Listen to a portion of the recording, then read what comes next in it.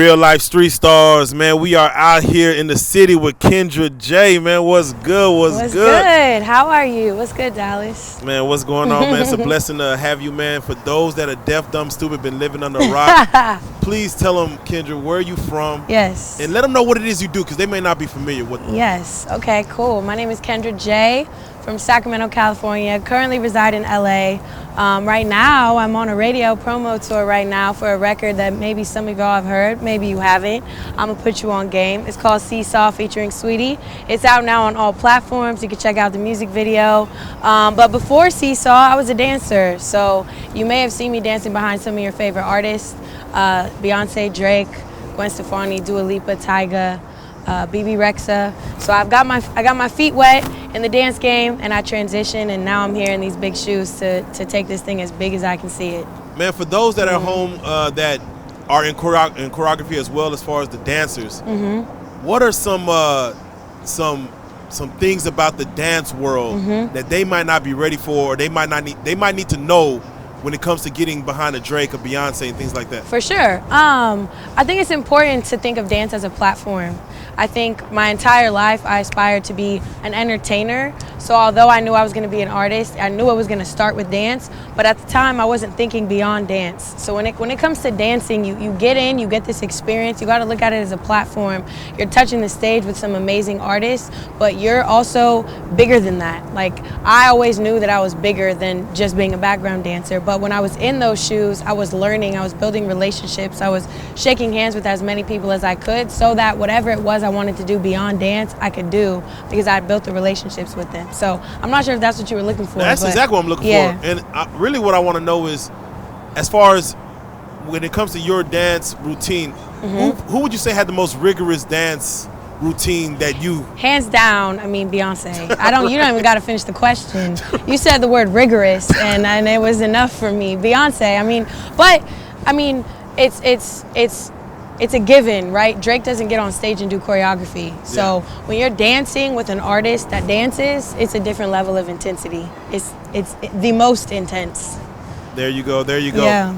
Now, real quick, as far as your passion for music, as far as the transition in music, how was that transition? How is it? And when did the transition start, as far as becoming, the Kendra Jae, the artist? The evolution of Kendra Jae, I like to call it. Yes, sir.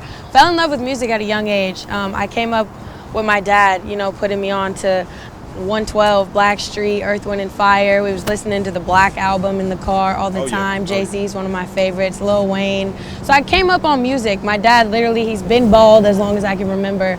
But he taught me, we'd be in the car, he'd be listening to a song, and he'd be like, KB, I got chills, and he would have chills on his arms and on his head. And it was like, at a young age, I realized the impact and the power that music had on people. And when you connect with people on a certain level, it can really change lives. So I knew that music was gonna be a part of what I did from a young age, but the transition didn't really happen until I came back from tour with Drake. I started with B, I did a bunch of stuff in between. I touched stage with Drake. One of my real life friends, Sweetie's career had just taken off, and it was only right that I touched the stage with her, because I had done what I did with everyone else. I wanted to have that moment with her. We tapped in. I got asked by Chloe and Halle to choreograph their viral dance music video, Do It, which was an amazing notch on my belt that I didn't really anticipate. And the blessings just kept coming, and the opportunities just kept moving. But on the Drake tour is when I was really like, okay, I've now danced with two of arguably the best of our generation right now. Like, what more would I want to do? And the one person that was still on my list was Rihanna, who as much as I love my sis, I'm so glad I didn't wait, because she hasn't given us a project. So I would have still been trying to anticipate chasing that one yes. And instead, I was inspired by her in an entirely different way. Touching stage with her would have been amazing, but I also was like, you know what, I could get out here and I could chase the dream and aspire to be a new generation that. Rihanna is an amazing inspiration to me, just the grace, the unapologetic attitude that she brings to everything that she does, and the household name that she's built has really inspired me. So the transition actually really happened when the pandemic came and no more dance jobs were happening. Dance wasn't paying the bills anymore. So I had these records I was sitting on, and I was like, I'm gonna bet on myself, I'm gonna go for it. And now I'm here talking to you as a new, new signee to Def Jam. I feel like it was a good risk that I took. Man, I'm glad you said that, because the Def Jam situation, man, how did that come about, and how is it going for you, man, to sign to such an iconic label? Crazy. It's very humbling, first off, to be on a roster of so many, artists that I've looked up to from a young age. So I don't take it lightly. I also want to give a shout out to Celine Joshua at 10:22 p.m.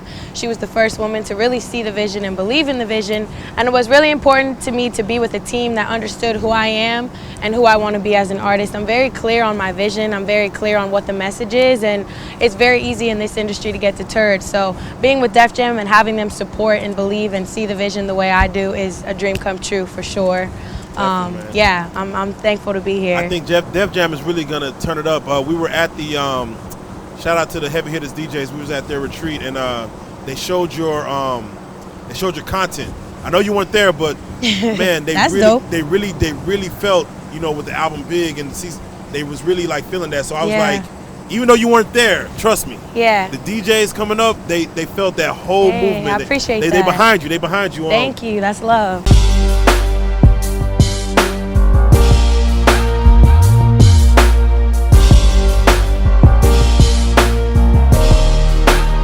Shout out Reallyfe Street Starz, nigga. Move. Hey.